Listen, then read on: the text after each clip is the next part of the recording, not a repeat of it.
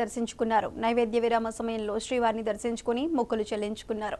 దర్శనానంతరం రంగనాయకుల మండపంలో వేద పండితులు వేద ఆశీర్వచనం చేయగా ఆలయ అధికారులు శ్రీవారి తీర్థప్రసాదాలు అందజేసి పట్టు వస్త్రంతో సత్కరించారు. ఆదిలాబాద్ జిల్లాలో నెలకొన్న సమస్యలు, కష్టాల్లో ఉన్న రైతన్నల కష్టాలు తొలగాలని కోరుకున్నట్లు తెలిపారు. తెలంగాణలో కళ్యాణ మండపాలు నిర్మించాలని విన్నవిస్తున్నట్లు తెలియజేశారు. గత ప్రభుత్వం నిర్లక్ష్యం చేసిందని, చంద్రబాబుపై నమ్మకం ఉందని ఆయన స్పష్టం చేశారు.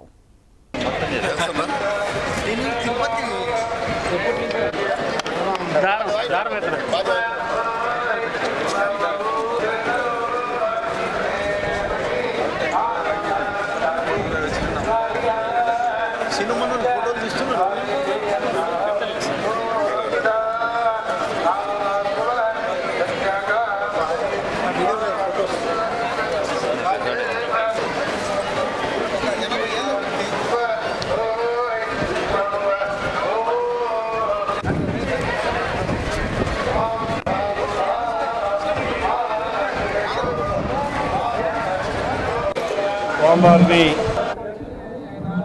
దర్శించుకోవడం జరిగింది. స్వామివారిని దర్శించుకున్నటువంటి సందర్భంలో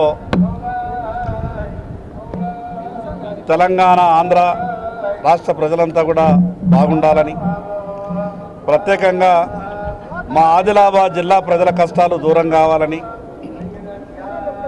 కష్టాలలో ఉన్నటువంటి రైతుల బాధలు దూరం కావాలని స్వామివారికి ప్రత్యేకంగా కోరుకోవడం జరిగింది.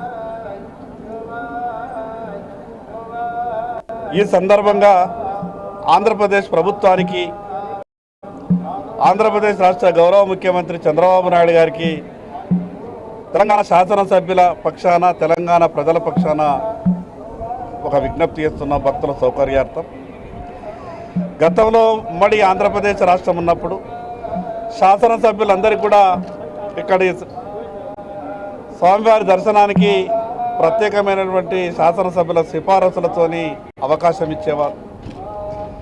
తెలంగాణ రాష్ట్రం ఏర్పడ్డ తర్వాత గతంలో కొంత ఉన్నా కూడా ఇప్పుడు ఆ రకమైనటువంటి తెలంగాణ రాష్ట్ర భక్తులకు ఆ అవకాశం లేకుండా పోయింది.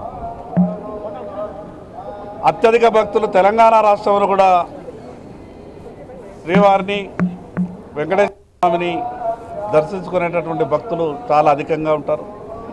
కాబట్టి ఈ విషయాన్ని ప్రత్యేకంగా గౌరవ ముఖ్యమంత్రి చంద్రబాబు నాయుడు ప్రత్యేకమైనటువంటి దృష్టితోని తెలంగాణ రాష్ట్ర శాసనసభ్యులకు కూడా ఈ యొక్క భక్తుల దర్శనార్థం సిఫారసుల ఉత్తరాలను ఆమోదించాల్సిందిగా తెలంగాణ ప్రజల తరఫున విజ్ఞప్తి చేస్తా ఉన్నాం.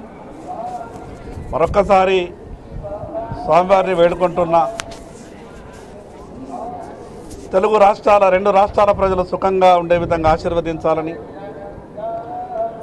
ప్రత్యేకంగా కష్టాలలో ఉన్న రైతుల కష్టాలు దూరం చేసే విధంగా స్వామివారు ఆశీర్వదించాలని, ఇక్కడి దర్శనానికి తిరుమల శ్రీ